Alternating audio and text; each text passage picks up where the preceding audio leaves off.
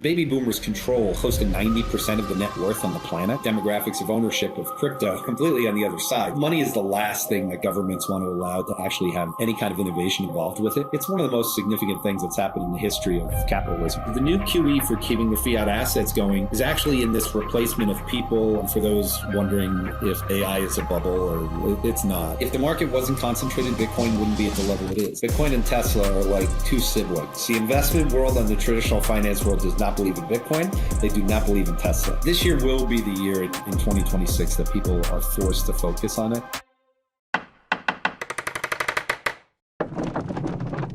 Jordi Visser, welcome back to the show, sir.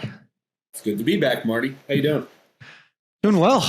Doing well. Like I was saying, it's a bit colder than I'm used to in the fall, having lived in Texas for the last 4 years, but getting used to it and very excited for this conversation. As I was saying before we hit record, your weekly show has been a staple of mine for many months now, and I really appreciate you putting it out there.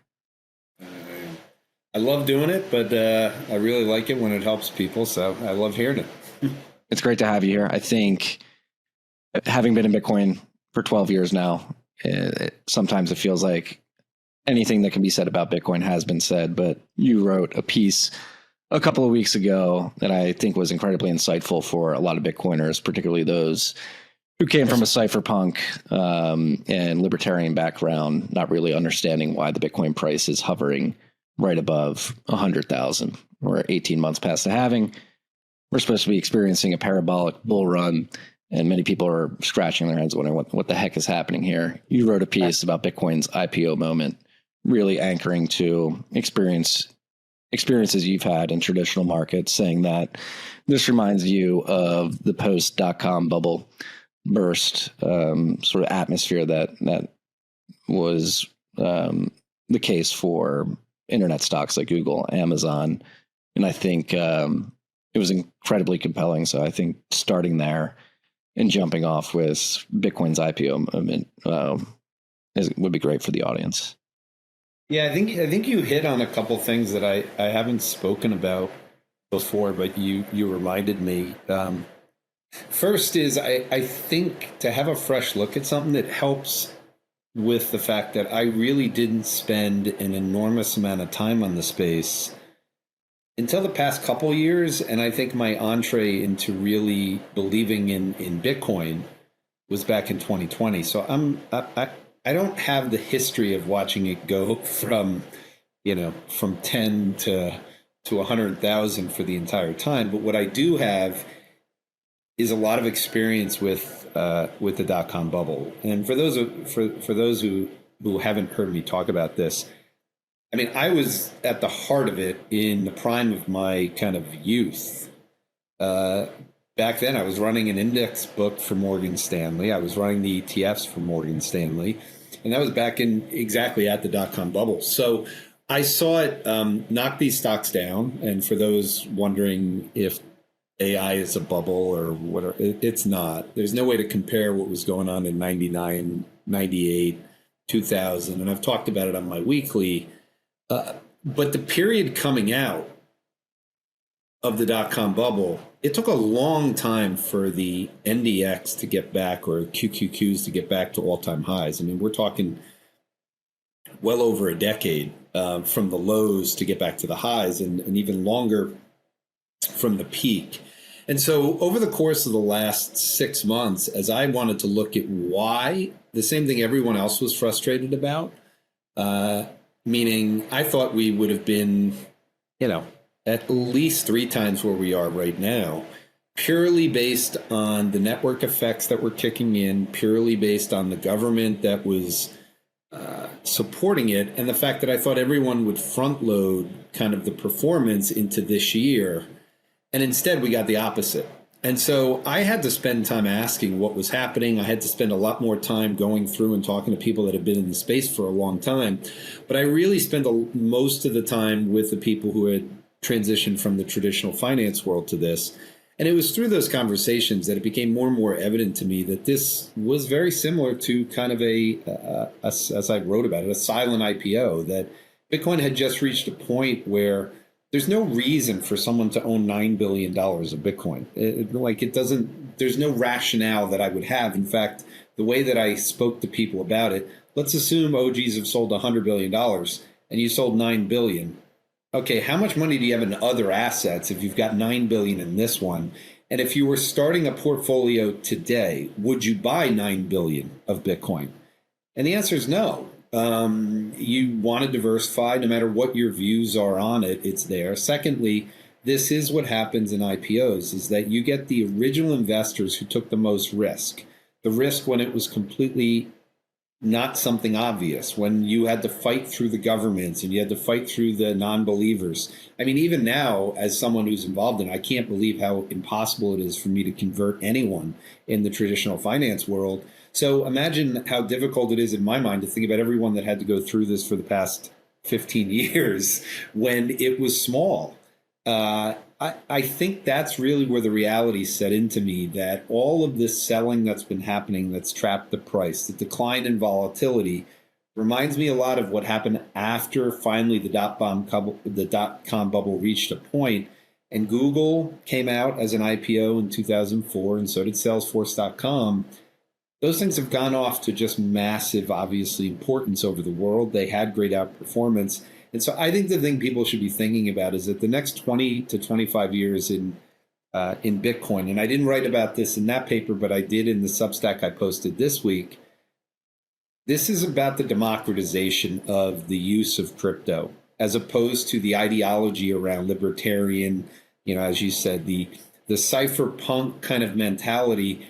That existed even with the beginning of the internet. But eventually, if you want an asset and an innovation to grab everyone, which is what's necessary at this point to get it to the sizes that people are talking about, it has to be fully democratized. And to be democratized is not the same as a libertarian movement. There is ETFs that are needed. There are having it in terms of remittances. You need stablecoins. All of these things were a necessity. And so I really do think we are in the, post-dot-com bubble. And for people that are a little worried about kind of a 10-year process, this thing has been consolidating now for a reasonable amount of time. And I think Bitcoin, the time for Bitcoin ends up being much shorter than it does in the developed market or the traditional market. So I fully expect that next year is going to be a big year for not only crypto, but for Bitcoin.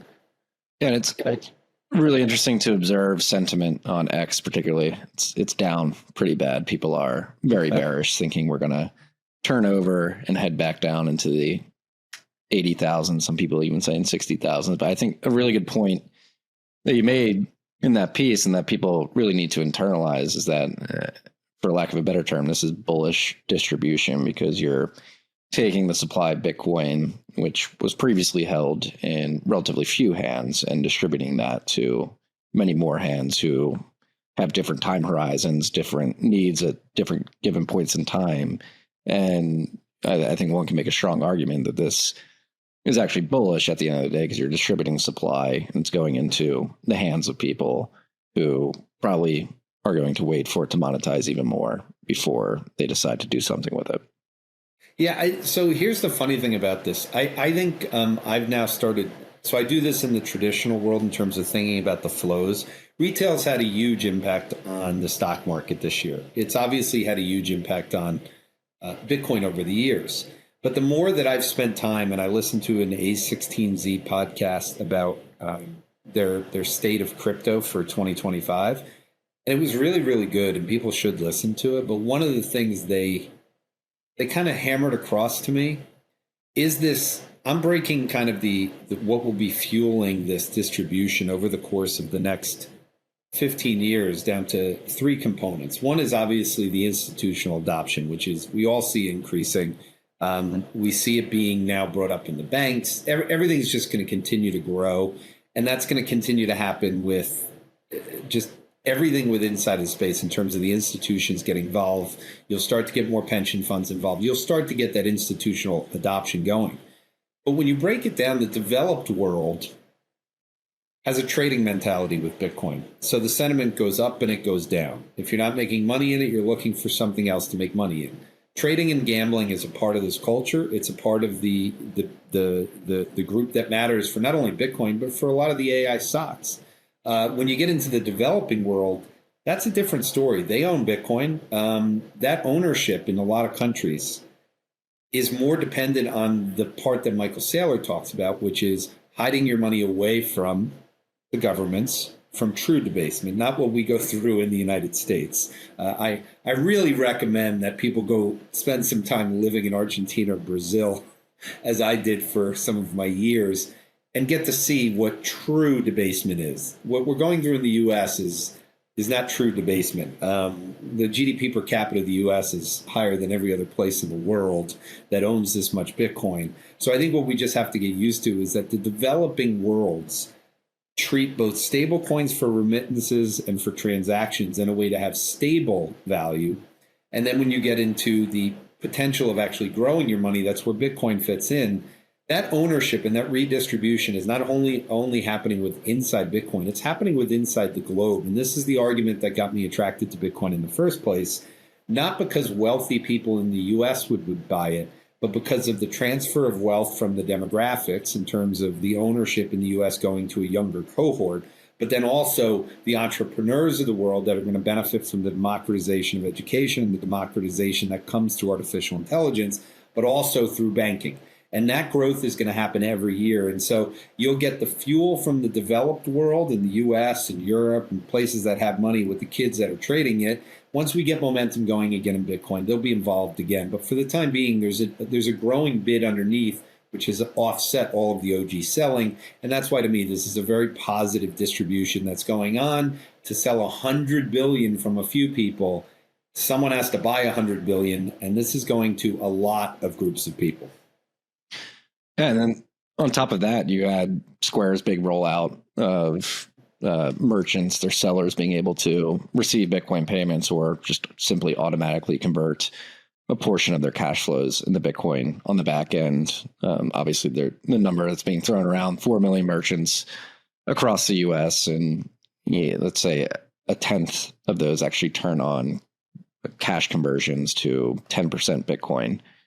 That could be material in the long run too. And so the infrastructure is getting built out. It's all there. I've never been more bullish personally. No, and I really think the Zelle news, when that came out a couple weeks ago, was a big deal. Not because obviously it directly goes to Bitcoin, but I don't think people realize how challenging it was for people to even get around the concept of opening or having a digital wallet. So for, the baby boomers control 90, close to 90% of the net worth on the planet, at least when you get above the age of 65. And when you go through the demographics of ownership of crypto, you're completely on the other side. So if baby boomers would never get a digital wallet, well, they would use Zelle. They would go through a bank. And if they automatically have a digital wallet, it opens up the potential. And I used to joke with people on DraftKings and FanDuel that the second someone opens an account on there, their life changes dramatically, and all of a sudden they start gambling. It's almost impossible for someone to watch a game then and not be involved in it. And I think once a digital wallet comes in and it's almost instantaneous that you can take excess cash and make a decision on where it goes. You mentioned the commerce side. I'm heavily focused on the tokenization side. I think tokenization is just a natural next step of how you get the massive amounts of volumes going through the economy. And as Caitlin Long said recently, the velocity of money is just going to pick up with all of these advancements. It's funny you mentioned Caitlin Long, because I was just going to mention I saw a clip of her on a show earlier today saying that the ACH network is going to be completely replaced with stablecoin and token infrastructure by 2030, which is not as long as I would have expected it to take. Only a little over 4 years from now. Okay, considering, and again, the financial guardrails for Bitcoin to get to the level it did without already having the financial guardrails set up, it just shows how the governments can stop anything.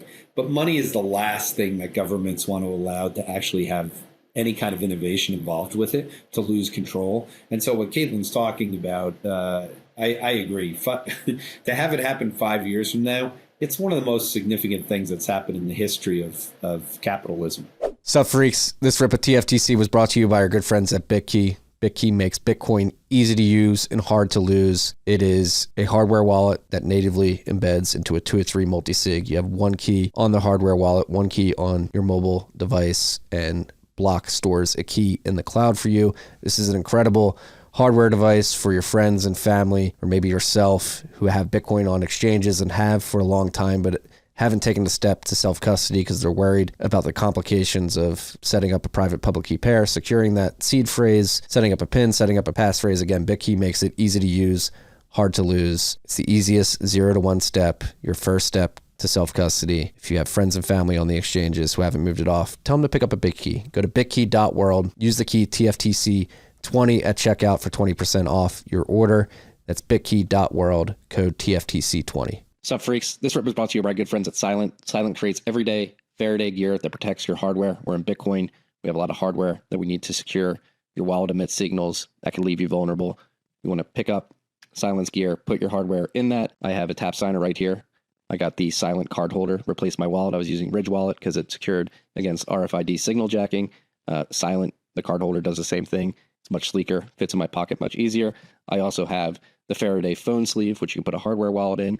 We're actually using it for our keys at the house too. There's been a lot of robberies. They have essential Faraday slings, Faraday backpacks. It's a Bitcoin company. They're running on a Bitcoin standard. They have a Bitcoin treasury. They accept Bitcoin via Strike. So go to slnt.com/TFTC to get 15% off anything, or simply just use the code TFTC when shopping at slnt.com. Patented technology, special operations approved. It has free shipping as well. So go check it out. And this is a theme you've been talking about on your weekly show, and one that I think we should touch on. I think a lot of Bitcoiners are looking at the price action now, and if they don't understand that OGs are selling in mass and you have this constant bid, and a lot of people are pointing to Fed policy, liquidity conditions, and saying this is the reason why we need QE to come back and the money printer to get turned back on. But you've been making the point that the new QE is not going to look like the old QE, and AI and Bitcoin are going to be at the middle of it. Yeah, this is something I'm spending. There's two concepts that I spend a lot of time thinking about. It's hard for me to find writings on this. It's hard for me to find people who think this way, because when I start getting into abundance and just the viewpoint that if stablecoins end up taking if gradually the money moves into this world, the leverage in the fiat system comes down. And there's this kind of, okay, less leverage, more velocity. And that's what Caitlin was effectively talking about. If you leave the fractional reserve banking system and you move it into crypto, and we actually have kind of a 1-for-1 mentality as opposed to a 9-to-1 or 10-to-1 mentality, there's a process that has to go on. And the second thing is just this concept of time. This is all happening so quickly, and artificial intelligence has the same component of getting rid of leverage. And the leverage that's been in there is not necessarily through money. It's getting rid of the leverage in people, meaning in a business, how many people you need to work in a company. And that process is a form of QE in the fact that earnings per share go higher. I was listening to someone today who said the economy is now very circular, and it is. In the United States especially, it's completely financialized. So if everyone, gradually is replaced through demographics, not through job losses, and I want to make sure that people understand this. I do this weekly thing to highlight that there's no hiring going on, but there's a natural attrition in people working in the workforce by the demographics. So if we have a combination of people leaving the labor force because they've made too much money, because the net worth in the country is now $180 trillion, those people don't need to work anymore. So think Jeff Bezos sailing around on his yacht, doesn't need to work anymore. Those people, as they gradually leave through making money, there's no one to replace them. As people get older, there's no one to replace them. As people get transfer payments and they retire, there's no one to replace them. So there's a loss of jobs that happens about 300,000 a year purely from that. And the way immigration is changing, I mentioned this on a podcast recently, immigration was a way for governments to try and figure out a way to continue population growth, which was a way to keep GDP going. So no one wanted to end up in the Japan trap where you start having a shrinking population and you're stuck in deflation. So these countries, whether it was Europe or the US, wanted to have more immigration to help the population growth. Well, now with artificial intelligence, you're messing with all of that. Companies are able to grow their earnings through operating leverage. And the way that I did the math on it, for every QE dollar that went in to basically take rates to zero, companies were able to issue debt and then go out and buy their own stock. So they would issue debt at close to zero, and they'd buy their stock with an earnings yield close to 6% throughout the 2010 to 2019 period. Financial engineering, you had commercial real estate, you had private equity, you started to get private debt, private credit, all of these things that were happening because of the ZERP QE world. They're not happening anymore, but the economy is still growing. The reason the economy is growing is because of artificial intelligence. It's a combination of the build out that's happening, but it's also a combination that's coming in of, hey, we don't have to hire as many people, and you get the operating leverage on top of it, which is more than one for one. So the new QE for keeping crypto going, for keeping the fiat assets going, is actually in this replacement of people and this ability for companies to become more efficient, to grow their numbers, and that will allow crypto to continue to gain strength. Because if the S&P went down 40%, we'd have a problem, because then the liquidity is going down and there's nothing to go on. So it's the reason why I wrote the paper on it, is that people don't think of artificial intelligence that way. But the reduction of people at a time when we need that because of demographics is actually a very helpful thing for the productivity of the country. Secure your Bitcoin's future and your family's peace of mind. Too many heirs lose access to Bitcoin because there's no clear inheritance plan. We'll show you how to change that. On Wednesday, November 19th at 11 a.m. Central, join Drew Bonsall, the Chief Security Officer at Unchained, Jeff Vandrew, CFO and Chief Legal Officer at Unchained, and Joshua Preston, the CEO of Gannett Trust, for a live fireside chat on how to make your Bitcoin legacy secure, simple, and built to last.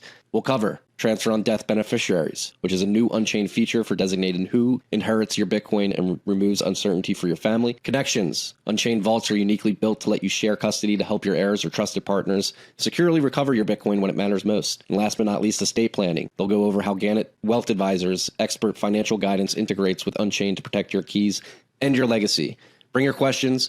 This conversation is designed to give you clarity on how to make inheritance seamless with real Bitcoin, not IOUs. Go to unchained.com/TFTC to sign up. Sup freaks, healthcare open enrollment has started. It will roll through the end of January. Opt out of traditional health insurance, which doesn't care about you. It's impersonal. It's expensive. They deny an increasing amount of claims. Premiums are going up. You don't have to live this way. You can opt out. I opted out 4 years ago and joined CrowdHealth. I've been a CrowdHealth member, a very happy CrowdHealth member for 4 years. I've had 2 children, a couple of health events in that time period, and CrowdHealth has been there. You pay a monthly fee. You contribute to the crowd. We were paying $1,800 on Cobra as a family of 3. Now we're paying around $900 a month as a family of 5.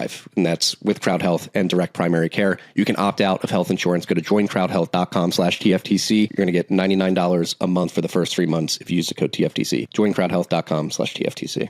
And with that, though, we have this backdrop of another topic that you've been talking about, is the K-shaped economy. So we have all this productivity growth, increase in profit margins for companies that are implementing AI, and yet the working class that is probably going to get replaced, white collar working class, likely first, is not fully reaping the benefits of this in terms of their paychecks and their ability to afford themselves a higher quality of life. And this seems like a social and political problem that not only the Trump administration, but any administration that comes after this Trump administration, whether it's Republican or Democrat, is going to have to really deal with. And I think this is something you've been thinking deeply about, is what do we do as we go through this inflection point, and ultimately when we end up on the other side, what does life look like? Not only the economy, what do humans do if and when AI takes over? Yeah, the next 5 years is not going to be easy. And again, I don't think people are going to just lose jobs, but I do think the concept that people have to understand is they focus on job losses and unemployed. The psychological side is underemployed. You went to school, you got an education, you got a degree, and you were either hoping or believing that you would have a job in that field. Well, not all those fields exist going forward because AI will disrupt many of them. And some of the ones that people spend the most time going to school for, whether it's, on the lawyer side, the healthcare side, in terms of doctors, AI will be disrupting every job that we're involved in. Not overnight. It's not for people to get scared of, but the rise is for people who want to be entrepreneurs. And the difference between an entrepreneur and actually working in an office or managing people, you're getting paid by the hour and you get a better balance of life. And so I've said always that, when I was young, my father, who was a construction worker, he died recently. He had knee problems. He had hearing problems, all as a result of hard labor. A lot of the baby boomers worked in fields, particularly in the middle of the country, in industries that have hurt them over time. And I think young kids don't want to go into that. I didn't want to go into construction. My father had a good math brain. He taught me a lot about handicapping a horse race and thinking about odds and going through all that. So that's what got me into the stock market. That's what got me into Morgan Stanley. That's what eventually got me into crypto. And so I got to live a different life. I chose not to stay in the hedge fund world this year because I wanted a better quality of life, where I actually wanted to do three things. One was spend more time kind of analyzing things and doing deep thinking. I'd always written and I had always done these videos, but it was mainly for my investors. And I just thought there was a chance to kind of do what I was always told that I did well, which was take complex things and explain them. So that was number one. Two is to get more hours back in my life, where I could be in Maine all summer and I could be skiing all winter, which is what I want to do. I love nature and I love being outside. And that's what I'm set my life up to be able to do. But the third thing, and probably most importantly, which is why I do these things and why I'm spending more time in artificial intelligence than most people my age, is I actually wanted to help people get through this point. I had always managed people since the time I was 29. I think people that have worked for me and have known me as someone that cares about other individuals and how they can get smarter. Never been scared of anyone kind of taking my job. The only reason is because I figured if someone took it, just like a great sports player, then it would force me to work harder and learn new things and keep going on. So I think we're in a world where it's going to feel bad for people who are going to think things should come to them. They might be entitled. They might have believed something they heard.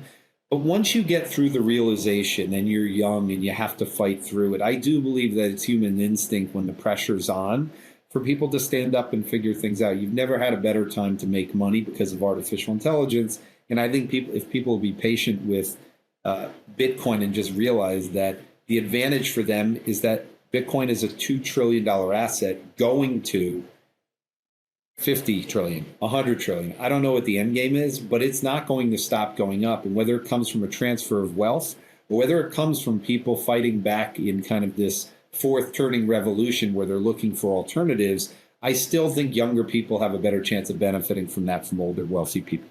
Some interesting insight into how Gen Z is thinking.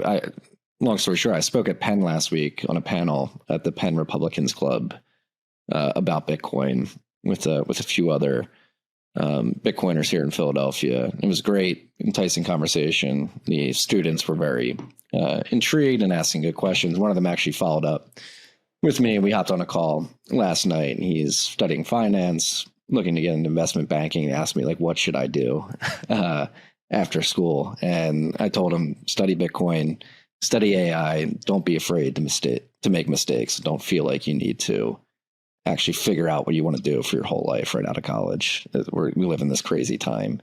And I think it's just be adaptable and try to use all this stuff and know as much as possible. But it was a hard question because this kid's like 20, 21, going to intern at Goldman. Like, what should I do? I'm like, number one, congrats on that.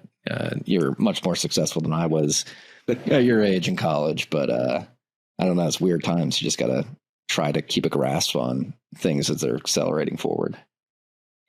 See, the funny thing is, once I left the conferences that I used to go to, which I stopped really going to them probably about 7-8 years ago. And I would just go out to Silicon Valley or go to Singularity University or someplace where I'd be learning. But because of the relationships that I've built in crypto and speaking at conferences, I've had the chance to meet more and more people who have taken control of their finances and kind of figured out this balance between a job, what it is, why you have to do it, how you choose that job, but then how you supplement your income both through Bitcoin and through financially being aware of trading and things like that. So one of the things that, I made the decision, which I'll start rolling out at the beginning of next year, since you watch my videos, I spend, I hate to tell people this, but I probably spend 6 to 7+ hours a day in one of the LLMs, if not all of them. Before we got on here, I'm writing a paper for 22V on CoreWeave. CoreWeave reported earnings this morning. Stock was down 15% when we started this. And on the call, they said they had insatiable demand. They talked about endless demand for artificial intelligence in their business, and they had to lower their CapEx numbers. And the reason they had to lower their CapEx numbers was from bottlenecks. So I've started writing about what this means for the investment side for next year, and the way that I think investors are going to have to change their playbook from this year to next year. Everyone thinks when it comes to trading, there's some kind of like science that you need to have had an advanced degree, and that's not the case. You have all the information you need in artificial intelligence. So what I'm going to do is basically create a video series which will show people how I go from a podcast or an earnings report down to ideas, how that turns into other ideas.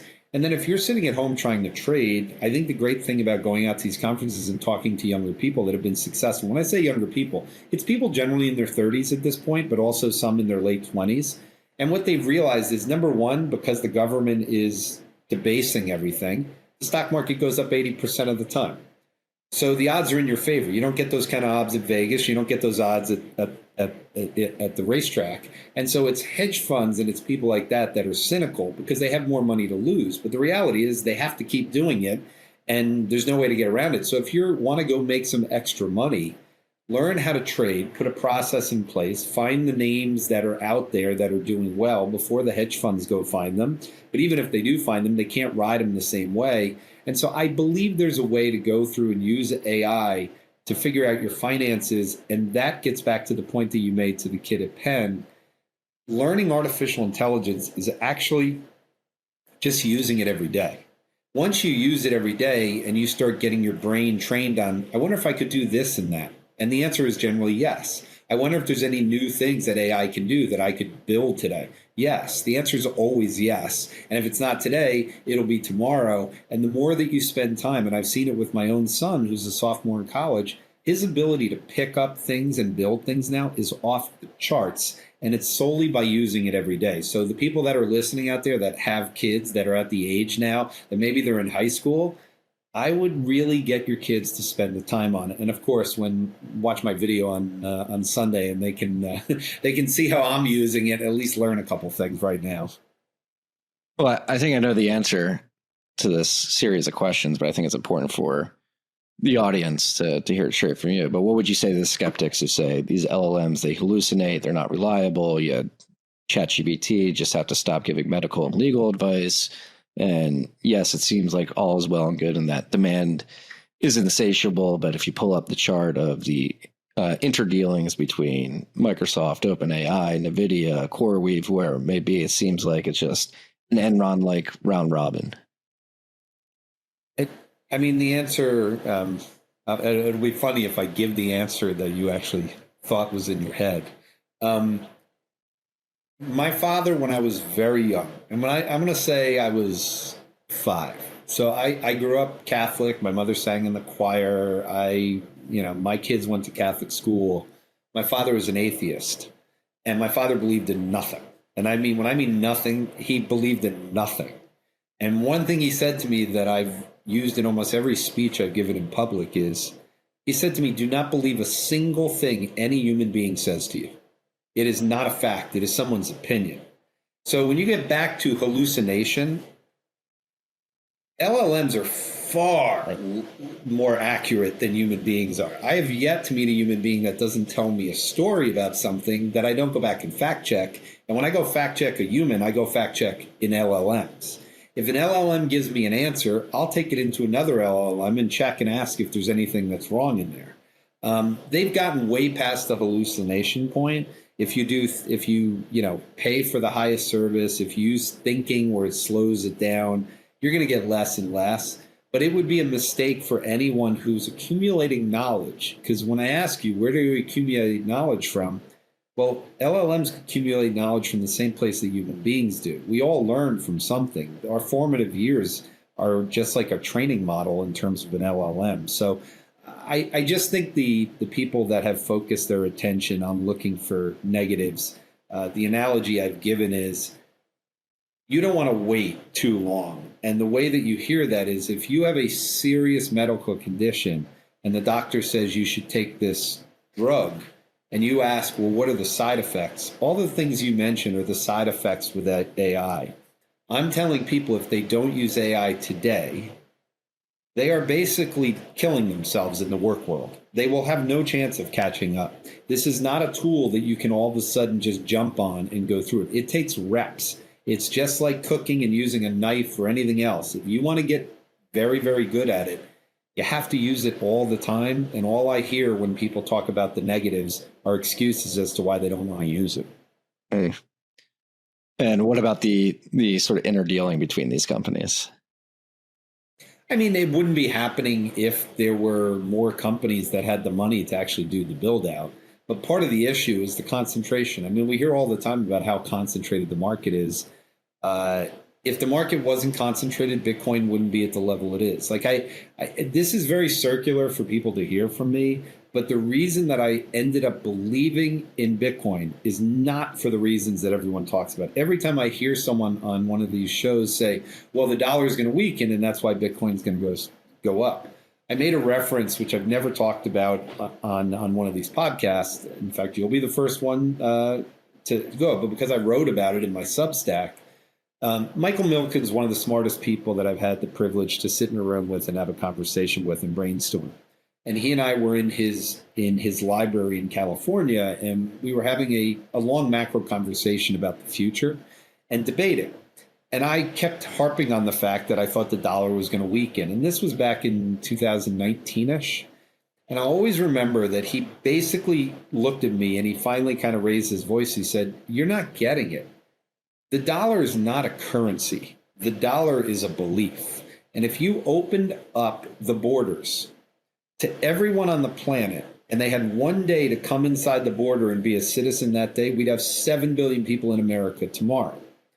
And there was truth in what he said, and it made me believe at that point that all of the stories that I had heard about Bitcoin, the debasing and all this, it's all true, meaning it is causing people to lose money gradually over time through inflation relative to the power of buying stuff. We can see it with the socialist revolt that's happening. This is not something new. This has been going on. But where Bitcoin has benefited from this is the reason the white paper came in the first place. Governments have been doing this for a long time. It is meant to keep the debt going and to keep avoiding pain. And the longer you go for avoiding pain, the more that you create the issue. So I don't believe Bitcoin's strength is about the dollar weakening. I don't believe it's about the debt at the end of the day. I believe it's about exponential innovation. And exponential innovation is upon us right now. So AI and the whole growth and everything that's happening with these circular deals, they're all part of the concentration that's happening. There's 7 companies winning. There's 493 companies losing. There's 10% of people in the country that are wealthy. And then there's 90% that are struggling in some form to make ends meet.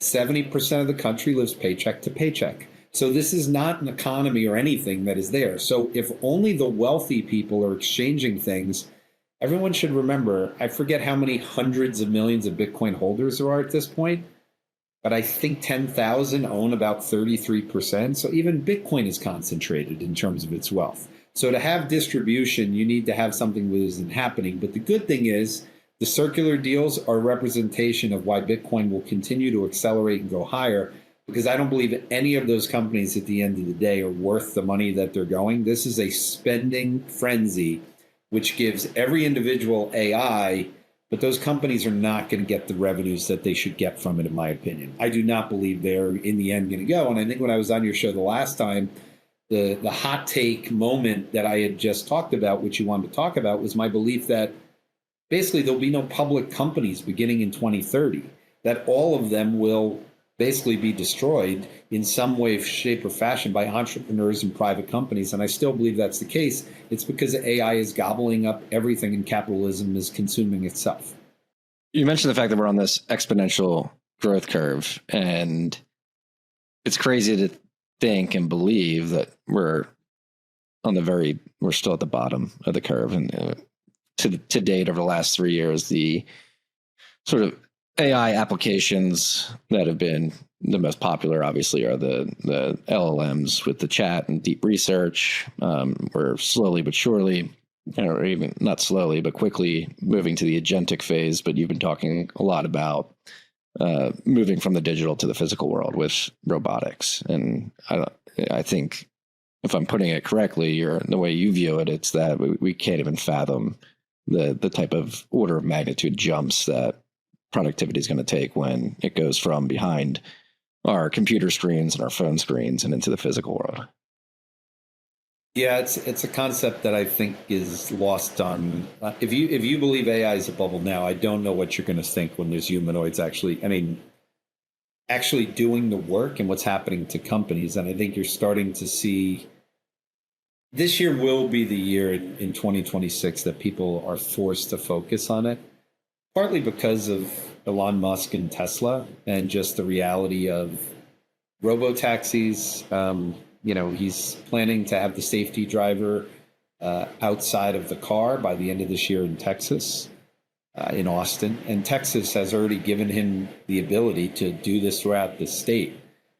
Once that starts, the world changes overnight. That success for him in terms of having the first humanoid, because it's a humanoid on wheels, interacting with human beings. And this is different than Waymo because this is actually with a car that is using vision. So it's interacting with the physical world as opposed to interacting with satellites or geofencing like Waymo is.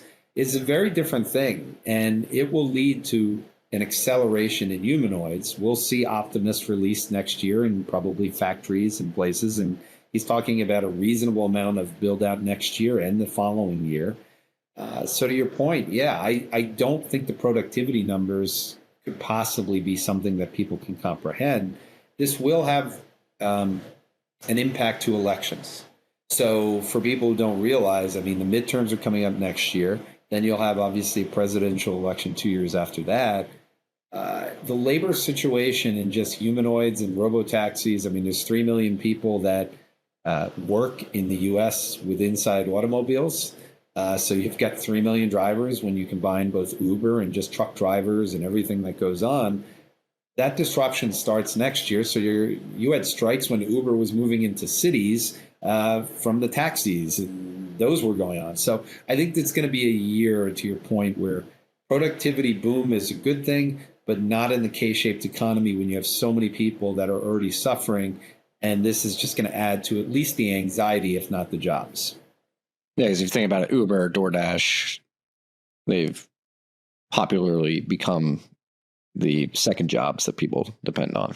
Like they'll work during the day for an hourly wage and then try to make some extra money by driving Uber. And that second option, which is the first option for many people as well, is about to be undercut. Because I saw people sharing screenshots of the price of a robo-taxi versus Uber earlier this week. And it's going to be undeniable as a consumer. It's going to be like, do I want to pay $25 or $5?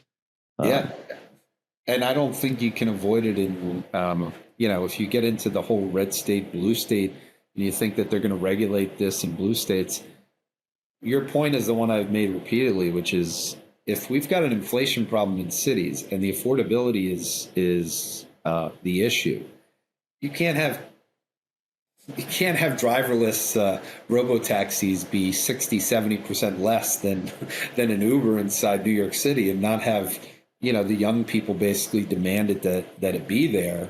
you're going to have a lot of issues. That's why I say the next 5 years are going to be an adjustment period that's going to be very, very challenging for people to deal with these headwinds that are coming when it comes to anxiety over labor. And so shifting gears and thinking order of operations here. You mentioned earlier, there's no such thing as a dead GPU right now. This is what NVIDIA, OpenAI, Google, Meta, Claude, Anthropic are saying. However, there are dead GPUs, and those are the ones that can't be plugged in because the energy isn't there. Yep. How do we, like, this is thinking of order of operations to get to these end states that we're discussing here. We need way more energy capacity. In your mind, what is the current state of the energy build out side of things? I mean, CoreWeave highlighted some of it today. Now, theirs wasn't directly related to energy. It was to power shells, but the power shells are, from the REITs and the build out places. It's going to be a problem. I don't think it's going to be a catastrophe. I do think that the issue for next year is going, because of the tariffs that went on this year, you have a lot of delays in terms of people not buying stuff. You've got transformer build out issues. If there's one thing about the tariffs that isn't appreciated by investors yet, it's the delays that you're mentioning. So Oracle's mentioned delays. GE Vernova has mentioned delays. They've talked about transformers and gas turbines are a problem. So I think, to your point, the chips are there. The build out will continue. It will be global, so it's not just in the US. And if we don't have the power here, we'll be using the chips in other places. I do think next year is a year that you want to be long energy, and I think you want to be long things that are related to manufacturing, kind of build out related to it. I've talked about PMIs, which are very important for the market as a whole. I think they're going to do well. And one thing for people listening who are trading, this bottleneck problem has a lot more implications for a part of the market that's done extremely well. So I mentioned large cap names, but also CoreWeave, that are names that have done well with the trading community this year that are probably going to have some issues. Well, I think you're going to have similar issues that are going to pop up for things like the nuclear names, uranium, everything on that front. And it's not because anything has changed in terms of nuclear is going to be a need, but I think what investors, particularly in the institutional side, are going to be rewarding is earnings growth where revisions are not going down. And the problem is, if CoreWeave is having to lower their numbers significantly, we're talking about CapEx guide down 40%. If Oracle's saying they have capacity constraints, their stock has fallen from that 30% up day that was historic. They've given back the entire gain now. I think people have to start to shift gears, and I think it's going to be a little bit more of a boring year. And to your point, I think energy is going to be the focal point for next year. Yeah. And that's the thing that surprised me. Is I've been in Bitcoin mining professionally for 6 years now, and the meme within the mining industry has been capacity, build out. And it feels like there's been an over-indexing on capacity expansion, which is happening at a good clip in certain parts of the country, Texas specifically. But it seems like while we're building out all this capacity, people have neglected transmission. And I know FERC dropped a report a couple of weeks ago basically highlighting, like, hey, we can expand the capacity, but we need to focus on transmission as well, which is something that many people have missed. Yeah.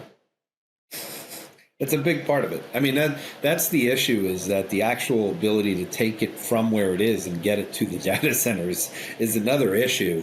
And those capacity issues are going to be there all next year. And a lot of these companies, particularly when you get into the Bitcoin miners and Oracle as well, they're using a lot of debt to fund this. And so the problem you run into is these are long-term situations. It's not just about earnings now. It's not just about what's coming now. There's a bit of it, if not a lot of it, that's on spec. And time is the issue. If it takes a year longer for the project to get to where it is, that's a very dangerous situation in this type of world. And one of the reasons is, and I was saying this to someone today, when talking about some of the altcoins and getting into a discussion, and I briefly brought this up with you, this concept of time is really important when thinking about investments. That's what made it ironic when they were floating around a 50-year mortgage thing. It's like, okay, so let's get this thing. I'm talking about how a day is like what used to be a month and how a year is what used to be a decade. And we're going to issue 50-year mortgages, which to me are like 5 times. So these are like 250-year mortgages in AI time. The time for a company to actually meet the numbers that they're going to have is much shorter. And so when you're taking out debt to fuel something, you're making a bet that there won't be a better solution to the problem inside the next year and a half. And I think that is a very dangerous thing in this. There's so many dollars that are being spent that are a bubble.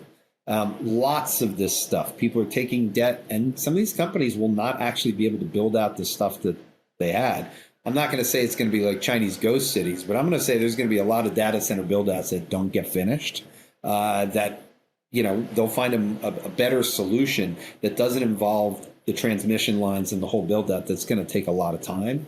So I just think that when people go through this, they have to think about time. And every year, the investments to me that are going to be the best are the ones that you can guarantee, okay, I think this company is going to take their earnings from 5 to 8 this year. Not a company that has their earnings at 5 and they're going to ratchet them down to 4.8 this year, but they're going to be 10 next year. I don't think the market's going to reward people like companies like that. And I think there's going to be a lot of them that are having the backlog and the constraints that you're referencing. Do you think this time issue was underlying what OpenAI did last week when they sort of implicitly asked for a backstop from the U.S. government? Yeah, it was taken a little bit out of context. I saw the transcript of the words and stuff, and I think she just made a really bad decision on a word. And everyone now in X and social media just jumps on anything that people say like it's gospel. The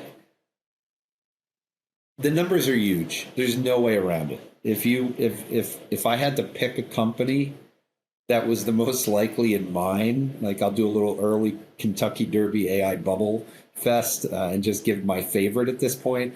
I think OpenAI shows all the signs of a company that's just desperate to do something for, I don't even want to say ego, but it's a little scary to me that when you have his responses to questions, the past history he had with kind of the mutiny that was going on, the fact that Masa-san is involved and he hasn't always been the best judge of when timing on things. I just get the impression that OpenAI may be the company that's biting off more than they can chew. And I understand they're doing what any company would do in their position, which is they have 800 million users.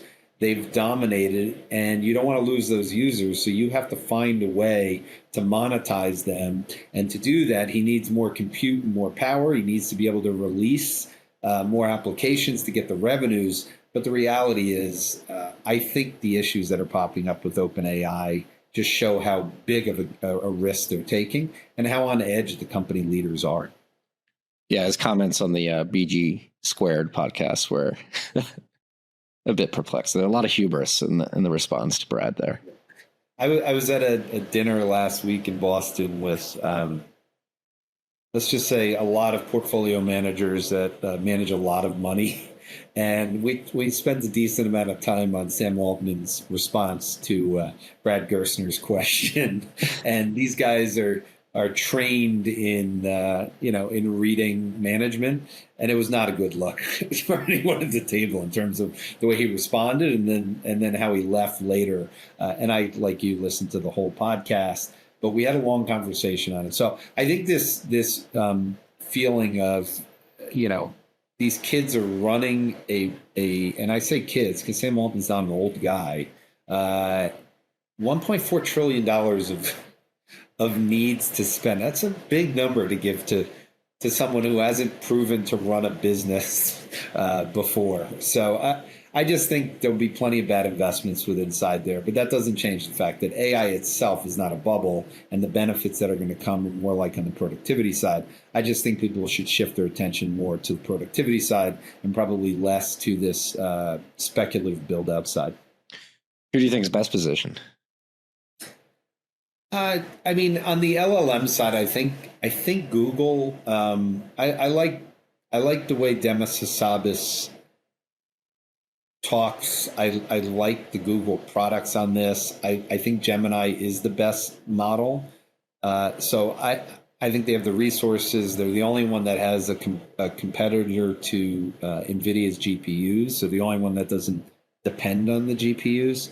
So if I had to guess, I would say Google. I think Tesla's best set up for the next stage in the physical side. And I actually think that that's probably the most valuable that exists. If I had to say one thing, the reason NVIDIA is in the position it is, and this is for everyone who just wants to hear my take on Tesla, NVIDIA put themselves in a position where they have the scale capable of delivering the GPUs, and they have a moat around their business. If anyone wants to kind of measure a true AI situation, if NVIDIA started to go down, that would say to me that we have a problem in AI investments, because the stock is way too cheap for the moat that they have on their business. It's just way too cheap for the total revenues that are coming in the next 5 years, or the total CapEx spend, and what percent they get of that, and how it's almost unthinkable for anyone else to use them for any of their data center build-outs, because they've been doing it for so long. They can do the size. Their clusters have worked in the size that they are. It doesn't make sense.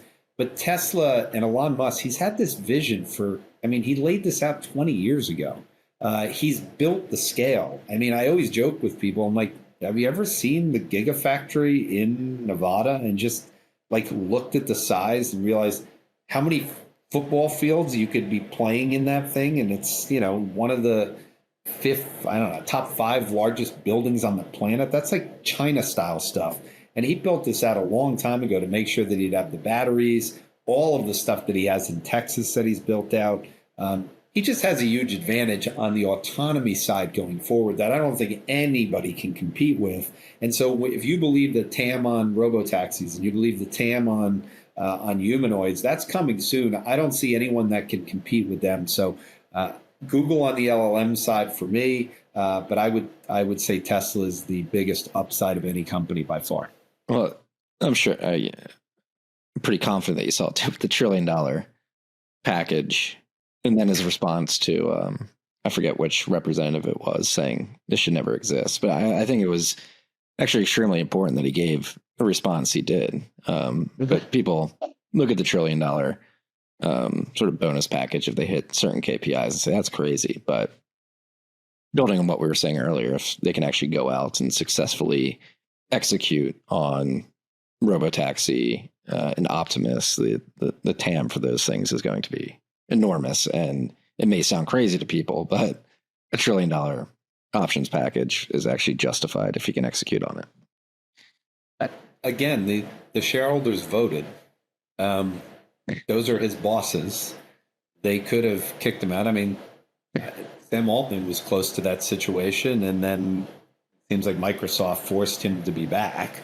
I don't like the democracy we live in. It's the country we live in. I mean, people got to have their vote. They got to have their say. And in the end, he got over 70% of the votes. It's their company. People don't have to own the stock. And trust me, the people that don't agree with the $1 trillion package, they don't own the stock. So there's a lot of people. I can tell you, I've been shocked. In fact, I say this all the time. I'll say it again. Tesla is very close in market cap to Bitcoin. Bitcoin and Tesla are like two siblings. The investment world and the traditional finance world does not believe in Bitcoin. They do not believe in Tesla. It's a fascinating combination, but those two things to me work hand in hand together. I believe they are the two best assets to own next year, and they are ones that have the same thing. There's no story for Bitcoin to convince people in the traditional finance world that it will ever work. And in the same way, people can't believe Tesla. So, well, Bitcoin, I can sort of see more of. It's like, okay, it's this foreign digital currency, does one thing. Digital gold, sort of boring. Governments will never let it happen, and it's hard to see the wins that Bitcoin has had unless you're holding it and using it and watching it build out. But I feel like Tesla is way more tangible. I mean, not only Tesla, but you look at XAI, SpaceX, everything he's been able to execute on over the last 2 decades. And it's like, how could you not acknowledge that there is something here? yeah, I guess I agree, but there's 2 things that you're leaving out. One is the valuation between the two is the same to them. Meaning, when you throw valuation in, it's like if Tesla was trading at $5 a share, then people would be interested. They don't like it because of the valuation and the size. The second thing is, and this is, I mean, this is kind of a hard thing for people to hear, but in the traditional finance world, if you've been successful enough to have an opinion that people care about on Tesla, you probably went to a really good school and you probably have a pretty big ego. And at some point you've said Tesla's a scam or Elon Musk is a scam. So you're also asking people to change their mind. And I'm just telling you, from working around people like that for my entire career, it's not their specialty to admit they're wrong. Yeah. Well, as it pertains to that specific politician, we'll end on this topic because I think it's important to bring up. It seems clear to me, and I wrote a newsletter about it last week, that the United States, the sort of political atmosphere is such that everybody's being driven to the polar ends. You have obviously Mamdani, the Democratic Socialists in New York, and then you have people who don't think Trump is being as right wing enough and are looking for a strong man to fix the economic issues. When I look forward, I think of sort of impediments to this sort of advancement in technology driven by AI, advancement of Bitcoin. The one thing outside of energy that I can think stopping it is just like social incohesion in the United States. So this hits a boiling point. And that's why I mentioned I was happy that Elon stuck up for himself in that thread by quote tweeting that politician, because I think he put it out in simple terms like, hey, we're supposed to live in a capitalist democratic society. If you want good things, the people that bring you the good things need to be rewarded. And that message is being completely lost these days as people, due to the effects of the K-shaped economy, are looking for solutions that can help alleviate their financial pain.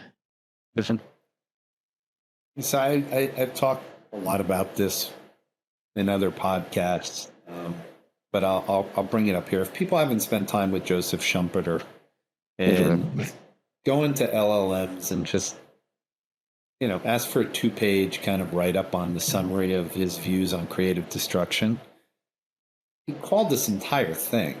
And he said eventually capitalism will consume itself and socialism will rise and there will be unrest. And the only thing he didn't write about is the creative destruction eventually getting to the democratization of intelligence, which will lower all prices to zero. And that's kind of the end game for me, that's why when I talk about abundance, it's something I believe in. And part of it's from going to Singularity University as often as I did when it mattered the most, when I was trying to answer a question of how are we going to continue to grow if population's not going to grow, and if we're coming out of the great financial crisis with all this debt. There's no way. The pensions, the liabilities that we have, Social Security, these are problems that are honestly unfixable. That's why there's always kind of a debt scare that comes in. So I had to come to a solution of what is the end game, because I know one thing: the human race continues on. We're not going to have, if there's less people in poverty than ever before, and if life extension is going to start to accelerate, how does that solve itself? And that was what brought me to Bitcoin at the end, is a belief that as things become free, as we get to the point that the cost of all goods and making all things in 15 years, 20 years, not in 5 years, but down the road, that will normalize things, and politics and things like that. Governments don't fix problems. Their job's to keep from the chaos from ensuing. They don't fix anything. They never have at any time I've heard. A leader could come to change things.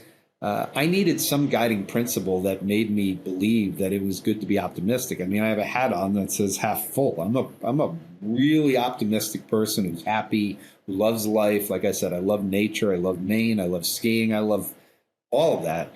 I needed an end game that actually made me feel that it wouldn't end with a nuclear bomb in a war or with people killing themselves out in the street. And I do believe that that's going to come from artificial intelligence, that that's going to come from superintelligence. So I've kind of left it, Marty, where I always say Bitcoin is the purest AI investment or trade. People always respond the same way. I don't get it. I don't see the connection. And I go, I've been told that my entire life. I sometimes maybe overthink things. I get a little too deep on some things. But the reality is, if you really think about what Bitcoin represents, if you think about what the internet represents, if you think about what mobile represents, they all represent a growth in decentralization and democratization, not within inside the wealthy place, but the globe. And that's why I wrote the paper that I did this week about living in Brazil and seeing true poverty and living with it and going to weddings with people that were there in the favelas and actually seeing it. It's a very different situation outside of here. And I think the democratization of intelligence is going to lead to a better world for everybody. It's just going to take some time. And during that time, people better learn AI and learn how to embrace it and use it, because that's the key to getting happy, is to make sure that you have some optimistic side to you. Well, let's end it on an optimistic note. Jordi, thank you for your time and thank you for doing what you do. And like I said, it's been part of my weekly routine this Sunday morning before church, watching the videos if they're out before 10:30 mass and going and reflecting on them. So thank you. I appreciate that, Marty. I like to be before God, so it was good. You get to go spend your time in church. I get to get you all teed up, get you in a happy mood, and then you can go off and get some enlightenment as opposed to just some market information. Well, thank you, and hope you enjoy your day. We'll do this again at some point. I look forward to it. Thanks. All right, peace and love, freaks. Okay. Thank you for listening to this episode of TFTC. If you've made it this far, I imagine you got some value out of the episode. If so, please share it far and wide with your friends and family. We're looking to get the word out there.